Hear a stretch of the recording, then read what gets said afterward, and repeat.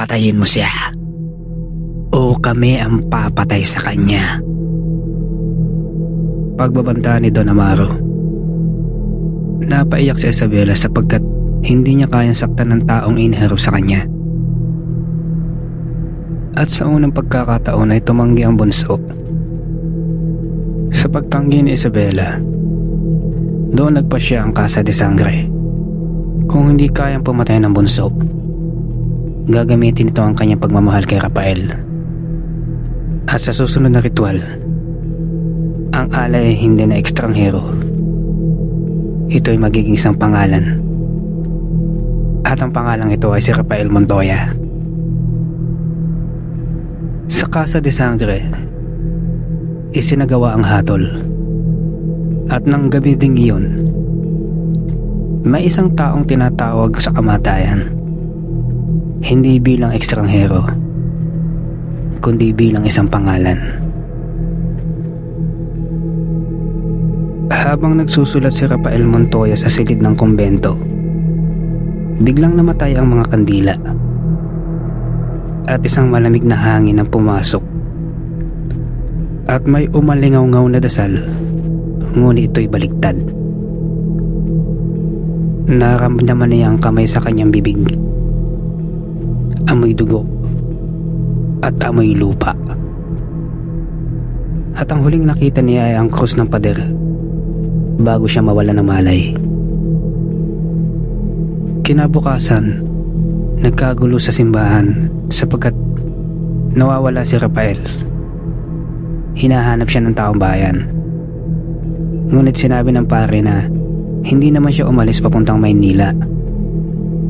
Sa kabila ng mga usap-usapan, tahimik si Isabel sapagkat nakakaramdam niya na may maling pangyayari. At sa pagsapit ng gabi sa Casa de Sangre, tinawag si Isabela sa silong at nakasuot siya ng puting damit.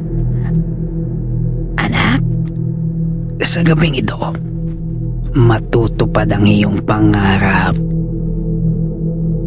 Pabulong na wika ni Don Amaro kay Isabela. Sa kabilang banda, ngumiti si Doña Celestina. Malapit na siyang maging bahagi ng ating dugo. Nang marinig niya ang wika ng kanyang ina, nabitawan ni Isabel ang kanyang hawak na rosaryo. At sa pagbagsak nito ay nabiyak ang mga butil sa sahig. Habang inihahanda ang ritual, ay may narinig na ungol si Isabela mula sa likod ng pader. Sinundan niya ang tunog, tinanggal ang lumang tabla, at doon niya nakita si Rafael. Nakagapos at dugo nito, ngunit siya ay buhay pa. Sa pangyayaring iyon, nagkatagpo ang kanilang mga mata. Isabela, huwag mo akong hayaang mapahamak. Bago pa man makalapit si Isabela kay Rafael, ay biglang may humawak sa kanyang mga kamay at hinila siya papalayo kay Rafael. Ama, bakit mo ito ginagawa sa akin? Umiiyak na wika ni Isabela. Biglang nagbago ang anyo ng kanyang ama at lumitaw ang tunay na mukha nito. Ang mukha ng sinaunang aswang. Kung hindi mo siya kayang patayin, ay pareho namin kayong papatayin. Sa pahayag ni Don Amaro ay tumahimik ang buong silong. At doon, isinilang ang isang desisyon. Isang desisyon na tuluyang makakapagpabago sa kapalaran ng Casa de Sangre. Tahimik at lumuluha si Isabela. Ngunit sa ilalim ng kanyang manggas ay nakatago ang isang punyal. Ito ay gawa sa isang buto ng sinaunang aswang. Hinigpitan ni Isabela ang tangan niya sa punyal at tumingin siya kay Rafael at tumango. Sa gabing iyon, ang lahat ng angkan sa Casa de Sangre ay nagtipon upang mag-aalay ng dugo. Ngunit hindi nila alam Ang dugong dadana kay mismo manggagaling sa buong angkan.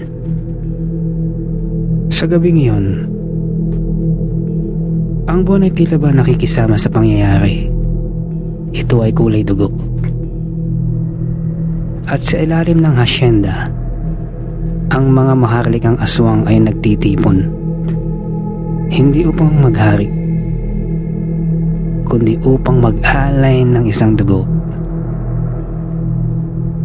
Sa isang batong altar ay nakatali si Rafael, at ang kanyang dugo ay umaagos sa mga ukit na pader nito. At habang si Isabela naman ay nakasuot ng puting damit, ngunit sa kamay niya ang punyal na buto na sinaunang aswang. Mula doon ay kumislap ang isang liwanag. Liwanag ng isang sulok. Mga anak, sa gabing ito, sa dugo ng taong ito, mapapanatili natin ang ating kaharian at kapangyarihan. Wika ni Don Amaro. At sumagot ang silong na tila ungol ng isang mga halimaw. Lumapit si Isabela sa altar kung saan nakatali si Rafael. Isabela, mahal na mahal kita. Kahit sa kabilang buhay pa. Pumikit si Isabela. At sa pagmulat ng kanyang mga mata ay wala na itong mga luha. At tumitig ito kay Rafael. Humarap si Isabel sa kanyang ama. At tumitig ito ng matalim.